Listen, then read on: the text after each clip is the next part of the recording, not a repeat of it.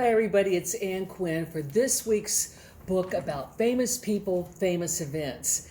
Today's book is called Magic Ramen, the story of Momofuko Ando, the man that invented ramen noodles. It's written by Andrea Wang, and the illustrator is Kana Urbanowitz, and the publisher is Little B Press.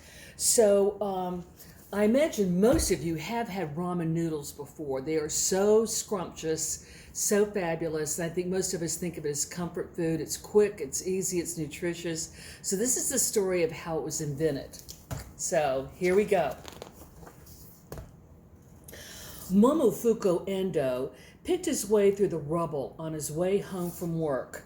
Even though World War II had ended over a year ago, much of Osaka, Japan still lay in ruins.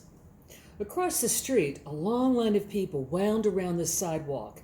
It was winter, and they shivered in their ragged clothes. What were they waiting for? Ando wondered. At the head of the line, billows of steam rose from a shack. Inside, a man was selling ramen noodle soup. Bad harvests, rationing, and war had made food scarce. The poor ate grass and bark to survive. Orphans scrounged through garbage for something to eat. Those lucky enough to have money waited for hours and paid outrageous prices for a meager bowl of ramen. Ando went home, but he couldn't forget the hungry people. The world is peaceful only when everybody has enough to eat, he realized. Ando decided that food would become his life's work. He started a business making salt. He caught and he dried fish. He created nutritious food for people who were sick.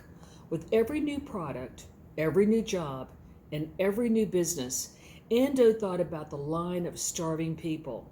He thought about them for over 10 years. Then one of Ando's business deals ended badly. He was penniless. Once again, Ando remembered the thin and hungry people. Wouldn't it be wonderful, he thought, if whole families could have noodles whenever they wanted?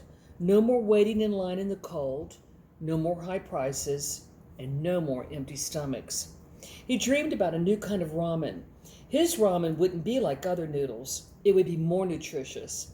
In a shed in his backyard, Ando mixed flour, salt, and water together. He added eggs. He added powdered milk. He even added spinach.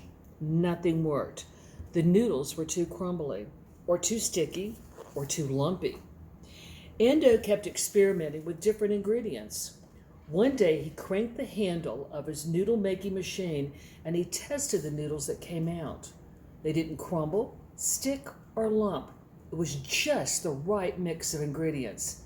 Ando realized the key to the preparation of food is balance. But what was ramen without soup? And Ando remembered the cold and the hungry people. Chicken soup warmed up cold bodies, but took hours to make. His ramen would be tasty and easy to cook. The simple addition of hot water would release flavor from the noodles and turn it into hot chicken soup. Ando kept experimenting. He used chicken soup to make the dough. He brushed seasonings into the noodles, and he dipped the noodles into soup. Once again, nothing worked. The noodles were too brittle, or too soft, or too soggy. Ando kept experimenting with different methods. One day, he sprinkled noodles with soup from a watering can, then tossed and separated them. The noodles soaked up the soup and dried. It was just the right procedure. He added hot water to the dried noodles and stirred. The water now tasted like soup. But the noodles were too tough. They still had to be cooked on a stove. Ando remembered the tired and hungry people. He wanted his ramen to be fast and convenient. It could be made with hot water and in a few minutes. People should be able to make it anywhere, anytime. And day after day, Ando experimented. And night after night, he failed. Month after month, he kept trying. Nothing worked. One day, Ando watched his wife, Masako, fry tempura. She coated the vegetables and the seafood in batter and dropped them into hot water. The water in the batter evaporated and left tiny holes in the now crunchy coating. He stared at the tempura. The batter was made from flour and water, just like his noodles. Yada, he cried. That's it. And he raced to his shed and he threw some noodles into a pot of hot oil. They sizzled and popped and crisped. Ando scooped the fried noodles out of the oil and into a bowl. He added hot water and he waited, and the water seeped into the tiny holes and softened the noodles. 2 minutes later, he plunged a pair of chopsticks into the bowl. He stirred and slurped. The noodles were tender and chewy. They floated in a bowl of hot and tasty soup. After a year of trying, Ando had finally done it. He had invented instant ramen. Ando worked hard to make enough instant ramen to sell. The whole family pitched in. Misako, Sumo, Koki, and even little Akima. Ando gave demonstrations and he poured hot water. He waited 2 minutes. Maho no ramen, the astonished customers explained. Magic ramen. Soon everyone was eating Ando's ramen. Poor people, children, busy workers, even royalty. Ando's ramen was nutritious, tasty, and convenient. Thin, cold, tired, and hungry people ate it, and they felt better. Ando smiled. Peace follows from a full stomach, he said. And ever since, Momofuko Ando and his backyard invention have fostered peace one bowl of noodles at a time. And in the back of the book, we have an author's note, a pronunciation guide, and an afterword.